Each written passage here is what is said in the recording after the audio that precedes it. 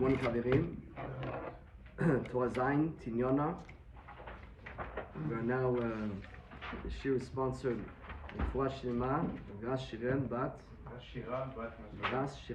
Mesoda, and Sophia Hava Sophia, Bat and for the Emalea. Refuah Shlema of Sophia Hava Bat Emalea. Emalea. We're getting really embedded in the Torah now. Always to look over the shoulder, we said. The tzaddik is Rahman. The tzaddik wants to give dat. The tzaddik prays for you. The tzaddik leaves over talmidim by teaching them. When you teach somebody, you get a makif. You should do that as well, because you're going to leave over children. You're leaving the talmidim. When you're going to be after 120, you're still going to be connected in the world. You're still going to get makifim there. And then we said that the makif of the tzaddik is of the next world, and that's showing him you didn't start yet. Moshe Rabbeinu swanav, because he's tapping into bigger things, and he has that ability to give it to you. Don't think you're so advanced. Don't pat yourself on the shoulder. You still have a ways to go. On the same time, the tzaddik also has mnokon aretz kevodo. He's able to show you that God is with you, and the low people that are going to give up, he's able to show them, don't give up. Hashem is with you. This is the way that the tzaddik is giving to people. This is the way he's saving them from averot. This is the way he's giving them yirat shamayim. He's showing them, you got to continue moving, and you don't give up. And that's what we said. That's the kol b'shamayim ba'aretz. The tzaddik is working with high people, and he's working with low people. Kol b'shamayim ba'aretz. Then we said something amazing, that the tzaddik also, even though he has this makif, which is called a makif of olam haba, we said in ot chet, that he has to be careful, the chacham, because he can't be mamshich makifim that are lemana min hasechem, lemana min hazman. That there's not enough time in this world to be mamshich these to explain these kushiot. What does that mean? It means like this. When the tzaddik says צריך לדע איזה מקיף הוא צריך להמשיכה. Yes. But didn't we say a makif is something that comes in? Like, do you have the option to? Yes, you do. But you already know what it is. He's saying a great question. Yeah, but should you hand it over now? Is that handing over is another thing. Getting it. Just getting it. What are we saying? Let's review this, okay? We said that when you have the knowledge which is pnimi, and you give it over, when you're giving over the knowledge pnimi, you're now freeing your mind, nitroken mocho, to receive the new download of the new sechem. That was a makif, and it becomes pnimi. So whatever you know, when I'm explaining the Gemara to you, it's becoming more clear to me as I'm explaining. Because what I know, I'm giving over. So now I get new updates, new understanding of the Gemara. Now, that's the tzaddik. Now, when we said that the tzaddik seemingly he got to the highest level in this world, and that's what said in Ozaim. He gets to the highest place, and his makif, which is coming into him, is whoa, it's from the next world. And that's mind-boggling, that's above time and space. That's sechel of like you're in a dream. You dream for 15 seconds, but it's like 10 years. So you could have a knowledge of a 10-year knowledge, which it would take me 10 years to explain to you. That's the tzaddik's makif, and that's showing, wow, Hashem is really big. And so therefore, I didn't start yet, and you also didn't start yet. That's called ma chamita ma pishpachna. Now, then we said in Otchet that the tzaddik has to be careful. He has to know which makif to bring down, which one not to bring down. And now Rabbi David is asking, 1 second. It comes down automatically. It only comes down, says Rabbeinu, if you explain it. If I have my pnimi, and I know, wow, this is a huge pnimi. And if I give over this, I'm getting the next level, and that is pachad pachadim. Because once I get that, you're going to get into places where seemingly even the tzaddik can't deal with that. Even the tzaddik, it's too high for him. That's what we seem to be saying. Now it seems to be a kusha, because in Otzayin we said his makif is no olam haba. So what do you mean? I already got it. No, be careful. Don't give over something, because you might get a makif of olam haba, and the makif of olam is going to confuse you, and you're not going to be able to give it over to the people. Okay, but so how do you? There's hamshacha and legalot. There's two things. Yes, you only are mamshich if you're megaleh. You only mamshich if you're megaleh. That's what we said. So you can't mamshich for yourself and keep it. So that's what he's saying. No. And now there's a papa of Chokhmah over here. And says Rabbeinu, you got to be very careful. And then we said, for example, what's an example of that? A person teaching Rashi Tosfos. In Otchet, we said a guy's teaching Rashi Tosafot. So the Rav prepares the shir, he comes in. Or, he's explaining. Good. What he prepared, it's pnimi. When he's giving over his Pnimi, he's giving over his Gemara. So now you get a question on the Gemara. 1 second. Rashi says this, Tosfot says this, but I don't understand. Because in his own logic, there's a problem. So now there's a problem. But I didn't see that when I prepared the shir. Only when I'm explaining to you the Tosfot, I explain the problem in the Tosfot. Wow, that's a big problem. Guys, I just thought of a question. Tosfot says this, but actually we can ask a question. The question of Tosfot is when I said the question, what did I just do? The question was my makif, became pnimi. And when I explain the question, I'm giving you over my pnimi, and I'm getting room for a new makif. The new makif is the answer to the question. So I answer now my question of the Gemara. So that's why you're going to see I have many times, when we have a question like this, we can answer like this. Well, actually it's a problem, but it's actually, here's the answer. When you say the answer, you know what you just got? You just got another question. Yeah. Now the question is so hard on the Tosfot that it brings back, here's an answer, but now there's a question on the answer, and it makes it, the original question is so strong that now I'm bulban ligamre. Doesn't happen all the time. Magid Shir happens all the time. If you want to know what's a good Magid Shir, he knows to stop here. Don't say the next question, because now you lost the whole class and you lost yourself. You lost everybody. Question answer you could hold, but now if there's a question on the answer, you yourself are going to get an answer, but then you have a question and you're just going to be at the end, you don't know anything anymore. Don't know anything. But this is what the Gemara does all day. So you got It answers the question, and you drive you crazy. They had to also relax on the Makishim they got. They stopped the Mishnah. Huh? They stopped the next Now, Mishnah. you need to know where your level is. You need to know, for one guy, just to get the basic back and forth, the Gemara is very hard. What do you're putting me the Rashis and the Kushas and Rashis. Let me understand, Bichlal, what's a Zrika, what's a Holacha, we're doing now in Amud Yomi. What's a Machshava, Pigun, what is all these things? But then when you have all that clear, because you work, and it's very clear to me, it's like your house. You're driving in Kotzinuk, you know the streets, you know everything. If you just keep driving on this Gemara and taking these streets, you're going to end up knowing it. It's not going to be hard. Nothing is hard. Nothing is hard. And everything is hard. All the Torah is very easy and all the Torah is very hard. The first time it's very hard. You learn it 5 times, 10 times, 100 times, it's very easy. It's like your phone number is hard for you. Well, if I don't, give me a long phone number in Israel with extensions and numbers. Sometimes you call the bank and you got to press this number. So at the beginning, okay, here I'm going to tell you about pay. Here's the number you got to call. You got to do this extension. Press that number and then go to this. You're gonna I forgot it. They say that the phone number you can remember, like how many numbers you got? 4, 3, and 4. Sometimes you remember the kidomit. But now if I tell you it's something you called every day, it's easier for you. It's not hard for you at all. It's pashut for you. So then that's pnimi for you. So everybody has a makif which is above his level, and everybody has a pnim which is above the level. You got to be very careful what you're doing to yourself, what you're doing to others, and that's the simple pshat in the Gemara Rashi Tosfot. I'm telling you, a good teacher knows where to stop. A good rebbe, he knows how much. Don't overwhelm them. I'm teaching my daughter now Aleph Bet. So how do I teach her? We're doing Kamatz Patach. Kamatz Patach Tzere Segel. So we have a song. Now I see that Kamatz Patach Tzere Segel, she's good. When you get to Cholam, she's mitbalbel. If I go on to Kubut Shuruk, I lost her. So for 3 days, I'm just working on the Cholam. Kamatz Cholam, Tzere Cholam, Patach Cholam. Just Cholam. Get her the Cholam. Get her the Cholam. Go. If I go next, even Cholam, she's not going to get. She's not going to get anything. So a real teacher knows to go down to the level to see where you're stuck. That's a good teacher, right? He's able to see where you're blocked, and I'm going to go again on that again and that again. I give it to you and that. Now you're ready. We're going to go to the next level. It's tzimtzum. It's tzimtzum. If I skip levels, now I'm going to start teaching her how to all the exceptions to the rules. That's it. And then she's going to be so broken she doesn't want to sit with me anymore.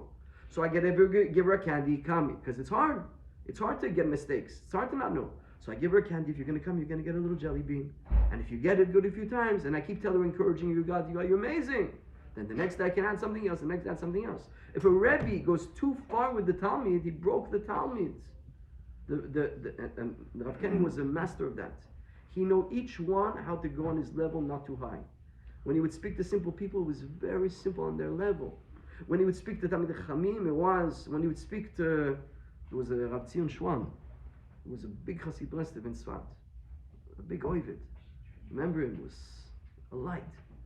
So he told me once that All right, we heard from him once that, to verify the story, who knows it word for word, but I heard from somebody who said, and it's the type of story that's real, is that he was looking at the Likouté like we had over here, and there's a lot of kushot. We're going, like, even the Rav, when we learned with us Likouté, there was the first layer, simple. Second layer, third year, and after the years, after 4, 5, 10 years, then on round 3, 4, 5, 6, 7, he would start to go deep. He would start there, but the first years, and the first, even the later years, but the first cycle of learning the Torah, because we learn the Torah again and again and again, he was not showing contradictions, not mebalben. If I don't even understand the simple pshat, you're going to start to show me problems, you lost me. So let's go, let's give chizuk, let's give stories about this, let's give the concepts, let's get you. And then when we do the second and third time, he was able. So Rabbi Simon Schwan is working on this for a while. He has problems in the Torah and Likouté Moharan. He comes into the Rabbi, sits down, and he doesn't ask his questions. The Rabbi knows his questions and starts giving him answers in his questions on the highest level of the Likouté Moharan. You understand the level that he has? He knows your question before you come to sit down with him. He knows your kusha on the Likouté Moharan. You understand the Ruach HaKodesh that is? You understand the depth that he has in? He's metaretz him all the kushot.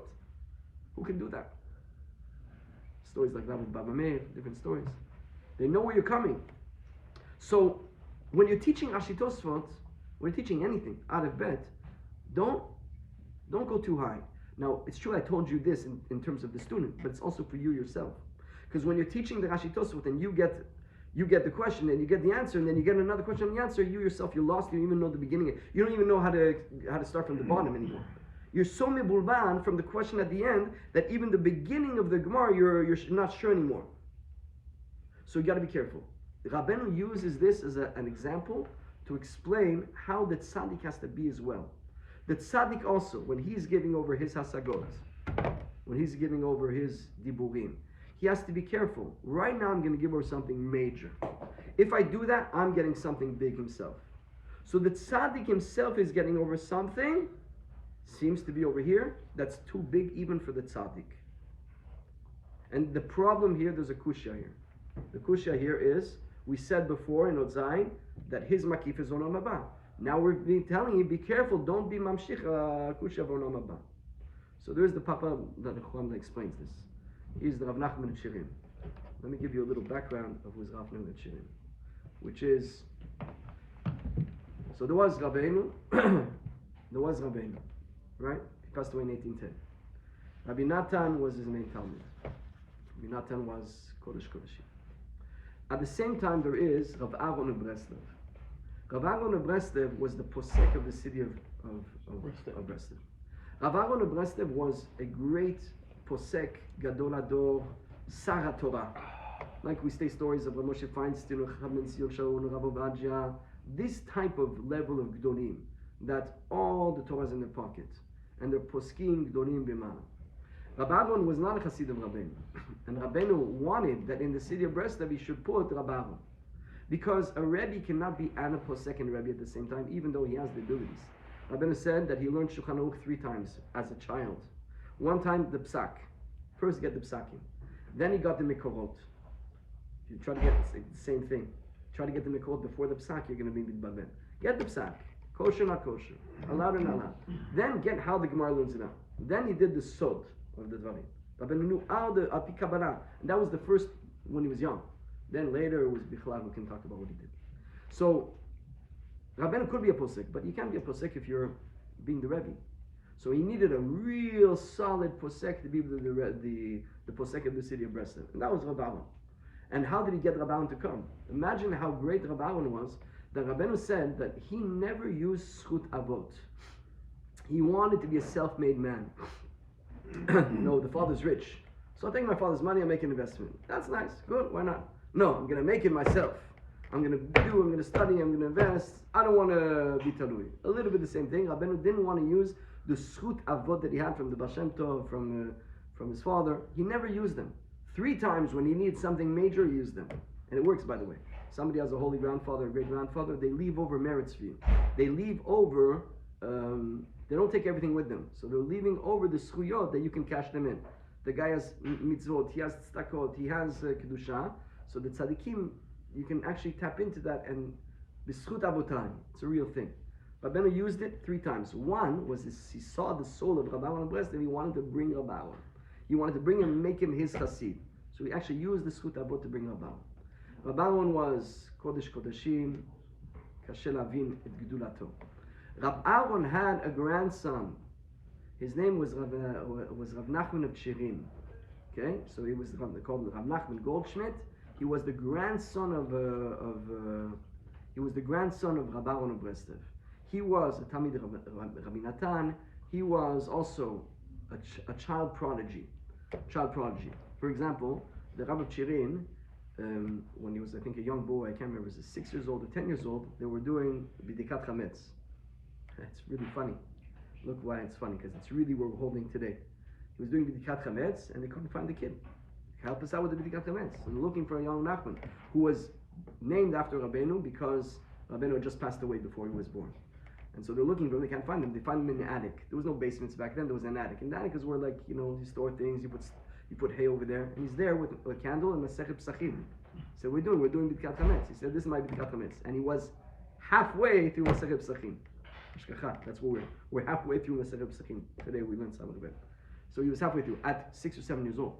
Just to tell you a little bit more, that when he was the same age, they used to sell books in front of the shuls. There was no bookstore. The guy gets the new books. He's traveling around selling them from place to place like a wheeler and dealer. So they would put the table out in front of the shul, and you come and buy Sfarim, the new Sfarim. So there was there a new shoot.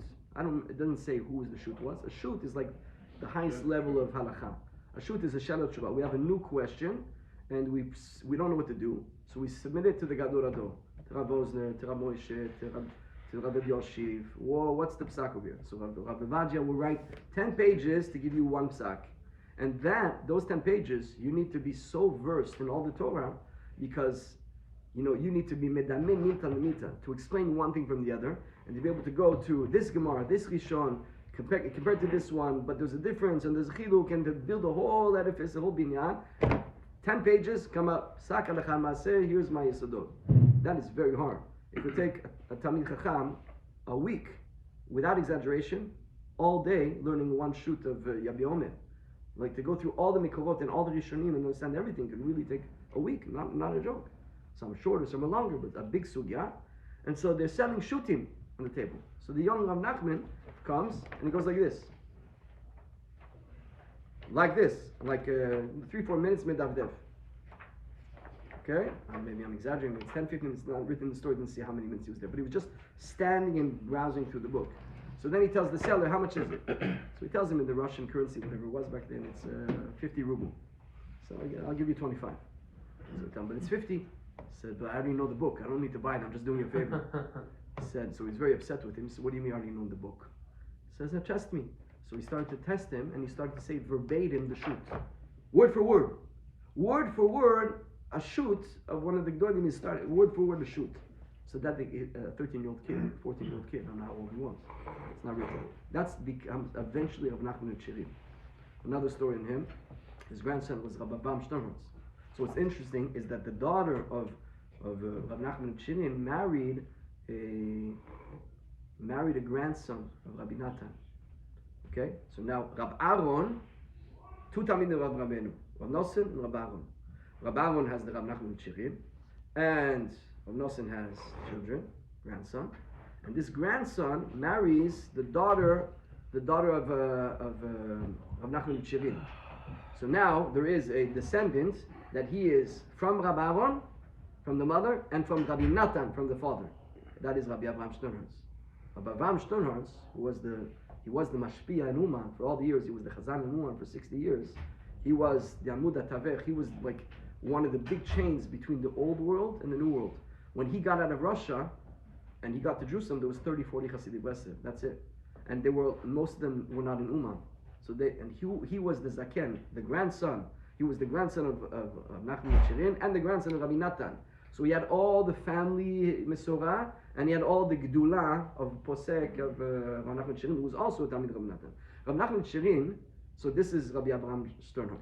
Rabbi Avraham Shtorhorn was a young man. He was living in the house of the Rav of Chirin. And the reason he was living in the house is because his mother passed away. So his mother passed away, so we went to go live in the house of the Zayden. Don't want to go too far. Finish the story. So one day he's in another city, and tomorrow I'll tell you his pshat over here. One day he's in another city, and there in the city there was a big Gaon who also wrote Shutim. So he takes Rabbi Abraham Sternhartz and tells him, "Where are you from?" He said, "I'm from the city of Cherin." He said, "You know the Rav of the city of Cherin?" He said, "Of course I know him. He's my grandfather." He says, "Tell him I'm upset with him." I'm exaggerating a little bit. I don't think he said it said. Tell him that I see that he has a big moach. He's a great Gaon. And why is he writing those little books? Because Rav Nachman Shirin wrote the Kitzur Likouté Halachot. He wrote the Marim Mekomot on the Sefer Hamidot. He wrote, what comes out of it as Ishtapchut HaNefesh. Otzar HaYira is like, it's the Likouté Etzot on the Likouté Halachot. And I'll explain another time what that means. But basically, he was refining and making more accessible all Rabbi Natan's works.